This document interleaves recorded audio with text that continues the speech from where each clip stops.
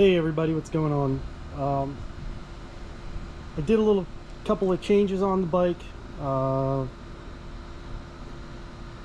First thing was, as I put a set of tires on it. I put a Pirelli MT21 on the front.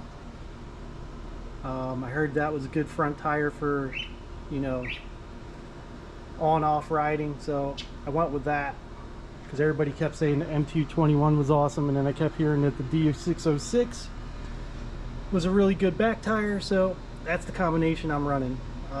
Obviously it does very well. I did a few videos with these tires on it already, and it's hooking up great. Got rid of the mirrors and found these on Amazon, and they're not in the way. They're not going to smack you in the face.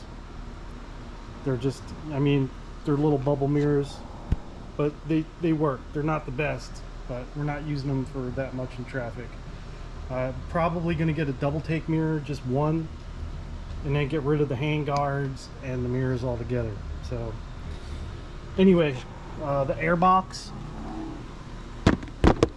issue that was going on with this seems to be fixed.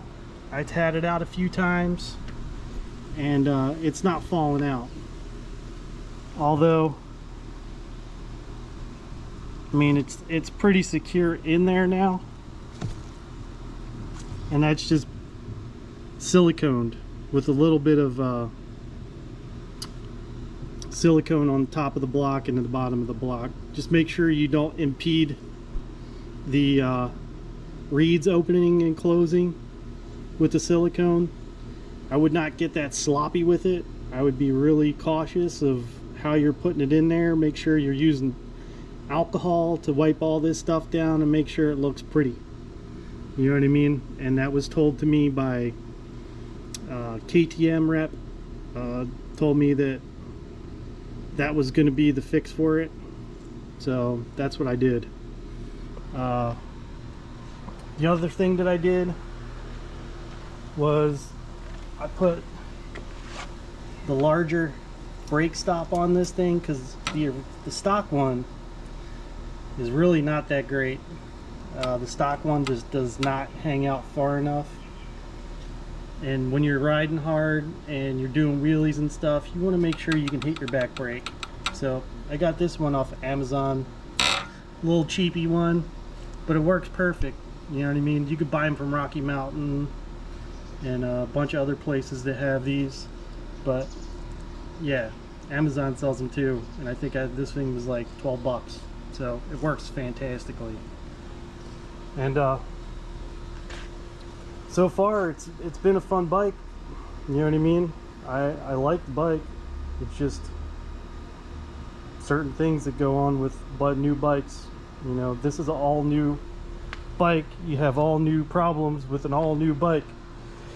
Problem is this thing, with it being, look how flexible this Airbox is. The old Airbox in the 23s were not like that, is what the problem is. And then once you get heat, friction, oil, and everything else, with these not being glued in anymore, it just pops right out. That's fine if you're going to get a pipe and an ECU and stuff, but that's an extra $2,000 for a pipe and an ECU to do it the right way. So if you're going to get the ECU, okay, and you're going to get, you know, the FMF or the Graves or whatever end cap you want to stick on the back of your bike, on the muffler, even the stock muffler, you're still going to be around the $2,000 mark, period.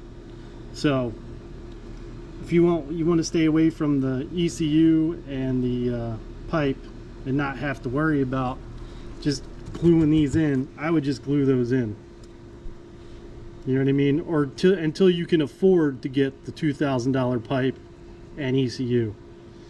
So I'm not complaining about having to, you know, glue these in, but with these not being glued in and there not being a bulletin from KTM saying that they need to be glued in, that needs to happen, because, you know, the bike stock is with them not being glued in is dangerous. So just be careful when you guys get the bikes. Make sure when you get the bike to take that cover off, and if it's not glued in, get their service tech or somebody else back there, because it's going to be on an all points bulletin for KTM eventually.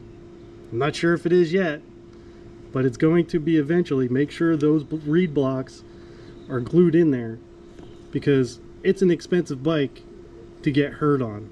You know what I mean? It's already an expensive motorcycle, but then having to pay an extra $2,000 in ECU and a pipe, you know what I mean, on an already expensive motorcycle. It's kind of funny because I could have bought 2 KX 450s brand new for the price that I bought this.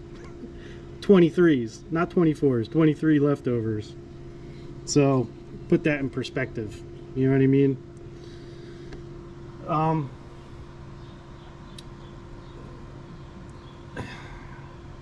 I'm just for the performance wise, the bike's not bad performance wise. Stock, it's fine.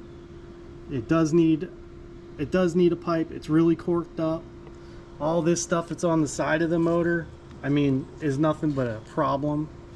You know what I mean? But if your state is requiring all this stuff, you're gonna have to keep it. I mean, there's no performance gains in this stuff, but with your leg running up and down here and your boot running up and down here and stuff like that, to have this sitting over here, not very good idea. You know what I mean? That's really the only other thing I've noticed, and the short oil screen not being in the bottom of the 24 compared to the 23. So only time will tell on that one if it was a necessary item or not. So that's the big things for this bike. Otherwise, it's been great. You know what I mean? I like the bike. I wouldn't have bought the bike if I didn't like the bike. You know what I mean? I've never ridden one, but after I've ridden one, I like the bike. You know? Is it as powerful as a 450? No. Hell no. But it's usable power. So the single overhead cam is why I got it. Basically, the reason, you know, just easier on valve adjustments and things like that is why I bought the bike. You know what I mean? And because basically everybody's been, you know, our tracks and stuff like that have been closing down, so we don't have that many tracks left. And the tracks that we do have left, they're getting more and more ridiculous, like quads and stuff that's just like, even if they're tabletops, they're like, you know, ridiculously big. So for an older person, an older guy who still wants to ride MX and ride dirt bikes and do stuff like that, you know, our areas are shrinking, our tracks are getting dried up, and that's why we're all going out and buying these really expensive dual sports, because, you know, that's drying up. All that stuff is drying up. So anyway, what I think about the bike, it's a great bike.